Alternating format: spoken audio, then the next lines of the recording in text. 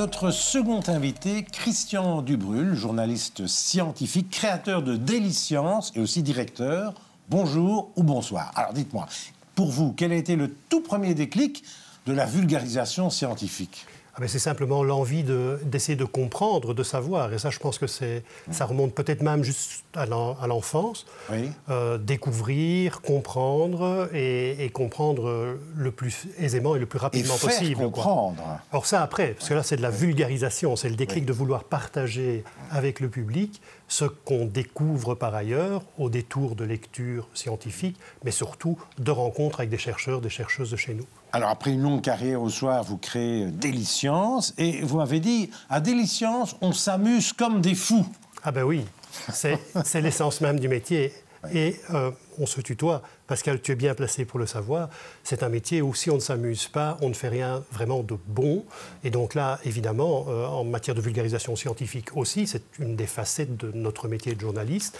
Eh bien, si on prend plaisir à découvrir, si on est curieux, oui, ce qui est quand même un peu dans l'ADN des journalistes, et si on a grand plaisir aussi à le restituer après de la manière la plus intelligible possible, la journée est gagnée, quoi. Mais la bonne vulgarisation scientifique, c'est quoi finalement? C'est un mélange de quoi? D'exactitude et de simplicité ou toute autre chose? C'est un exercice d'équilibriste. C'est compliqué et c'est ça qui fait son charme. Alors pourquoi est-ce compliqué et pourquoi est-ce un exercice d'équilibriste? Parce qu'il faut concilier énormément de choses différentes. Il faut à la fois essayer d'apporter à un public qui n'y connaît pas encore grand-chose une information qu'il va comprendre, il ou elle va comprendre, et ceci en ne trahissant pas la pensée des scientifiques, ni leur travail qu'il y a eu en amont, évidemment.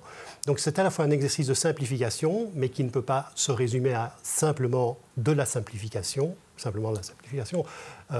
mais aussi avec un certain niveau d'exactitude, de rigueur scientifique, et en prenant aussi certaines libertés au niveau de la langue, de l'écriture, de la restitution, puisqu'on veut vraiment toucher un public qui n'est pas nécessairement scientifique. Quelle est la discipline scientifique que vous trouvez la plus difficile à vulgariser? Elles sont toutes à la fois très compliquées, mais je pointerai quand même la physique théorique. Je pense que les avancées en physique théorique, parce qu'elles sont conceptuelles, elles sortent de notre champ d'expérimentation personnelle directe. Oui. Et donc, c'est absolument contre-intuitif la plupart du temps, et ça, c'est assez compliqué. C'est même parfois de la science-fiction. Même le chat qui est mort et qui n'est pas mort. Schrödinger, mais oui, bien sûr, de deux états, c'est des particules, etc. Oui, c'est clair. Plus près de nous, parce que Schrödinger, ça n'est pas vraiment la Fédération Wallonie-Bruxelles, j'ai envie de dire, mais le dernier prix Nobel belge, François Anglaire, à l'Université libre de Bruxelles. Boson. Le fameux boson. Si tu as compris, explique-moi.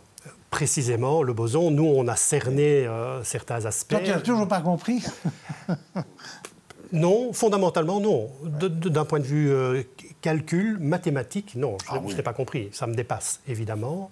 Mais bon, la particule qui donne sa masse aux autres particules, voilà comment on peut essayer de vulgariser.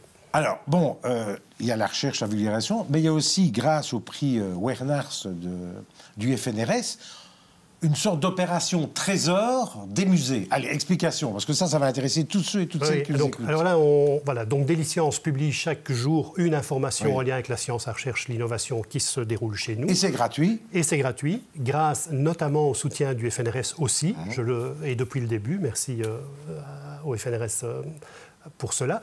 L'application Trésor est une nouveauté. Cette année, nous avons lancé en début d'année, en janvier, une application elle aussi gratuite, disponible sur les stores iOS Android.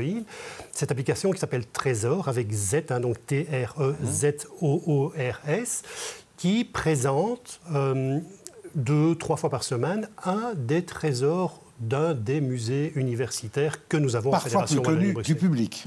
Alors les musées sont assez peu connus, finalement. Les musées universitaires sont malheureusement peu connus, alors qu'ils regorgent de trésors qui proviennent de la recherche, de collections constituées. 2-3 exemples.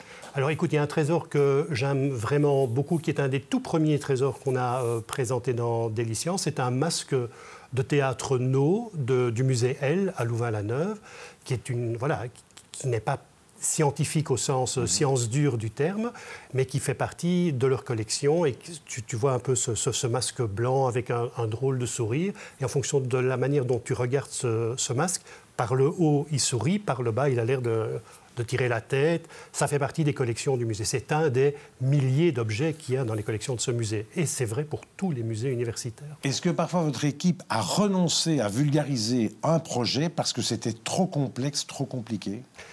On essaie de ne pas renoncer, mais on est bien conscient de nos limites. Nous ne sommes que journalistes, nous ne sommes pas des scientifiques nécessairement. Et ceux et celles qui sont scientifiques dans l'équipe sont plutôt calés dans leur domaine, mais fatalement ouvrent des grands yeux par rapport à d'autres domaines de la recherche. Donc on essaye toujours de comprendre, alors par nous-mêmes, et là l'exercice, soyons honnêtes, on présente des limites. Je veux dire, on n'a évidemment pas la science infuse, et donc on fait bien sûr notre boulot de journaliste. On va poser des questions pour essayer de comprendre à des spécialistes qui peuvent d'abord, les chercheurs eux-mêmes, nous expliquer pourquoi ils ont fait cette recherche, comment elle a fonctionné, ce qu'elle livre comme résultat, pourquoi c'est intéressant, les questions de base des journalistes.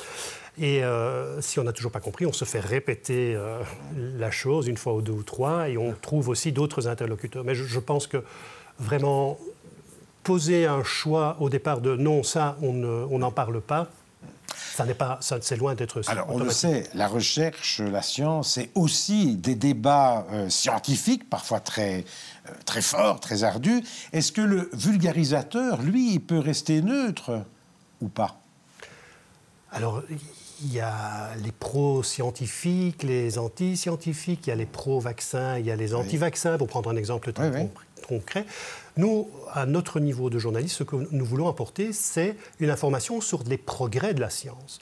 Et donc, qui sommes-nous, nous, journalistes, pour dire « ça, c'est pas intéressant ». Non, une équipe de recherche dans un labo, dans une UNIF ou une haute école ou dans une entreprise, il y a aussi de la recherche en entreprise, le privé fait aussi de la recherche, arrive à un résultat, eh bien, c'est ce que nous, on essaye de communiquer vers le grand public. On se garde bien, encore une fois, qui sommes-nous, nous journalistes, pour dire ça a de la valeur, ça n'a pas de valeur. On n'est pas du tout pertinent à ce niveau-là. Donc non, on ne rentre pas dans les polémiques, dans la mesure où notre ADN, c'est essayer de rendre un progrès scientifique intelligible pour toutes et tous. Alors, la question, évidemment, est-ce que l'intelligence artificielle, aujourd'hui et surtout demain, va remplacer le journaliste scientifique vulgarisateur qui va se retrouver au chômage ? Écoute, je n'ai pas de boule de cristal, donc peut-être que dans 5 ans, dans 10 ans, mais honnêtement, je ne le pense pas. Il y a une véritable démarche de compréhension, on en a parlé, de vulgarisation derrière nous. Ceci dit, on utilise l'intelligence artificielle et c'est une forme de demi-boutade. J'utilise l'intelligence artificielle depuis au moins 20 ans. Ça s'appelle correcteur orthographique dans mon traitement de texte dans l'ordinateur. Mais voilà, c'est vraiment le clin d'œil. Mais non, on ne fait pas appel à l'intelligence artificielle pour rédiger nos articles ou les corriger. Oui, mais est-ce que dans 20 ans, on pourra demander à l'intelligence artificielle, ou 10 ans, tiens, est-ce que tu veux vulgariser cet article que je ne comprends pas ? On peut peut-être déjà le faire maintenant, mais encore une fois, comment pouvons-nous juger, nous, simplement journalistes, de la pertinence d'une traduction faite par une intelligence artificielle d'un article scientifique complexe sans le passer à la moulinette d'un cerveau informé ? Alors, bon, toi qui es dans la recherche depuis tant d'années, à quoi finalement, à quelle politique de recherche idéale tu rêves ? Pour nous, pour notre pays, pour la francophonie. Je pense qu'il faut bien se rendre compte que sans la recherche fondamentale, il n'y a pas de recherche appliquée par après, ni de développement de produits, ni in fine de richesse économique qui peut en découler.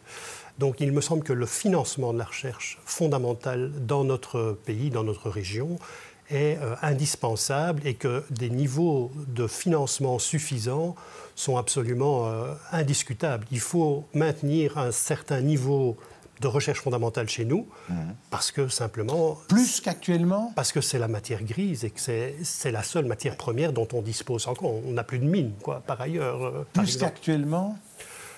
On peut toujours faire plus et mieux. Je pense que le danger serait de réduire, même de manière minime, les financements de la recherche.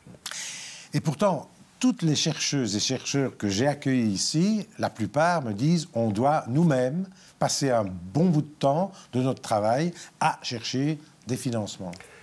J'ai envie de dire, quel gaspillage de temps. On a des cerveaux spécialisés dans leur domaine à qui on demande de prendre une partie de leur temps pour chercher des financements.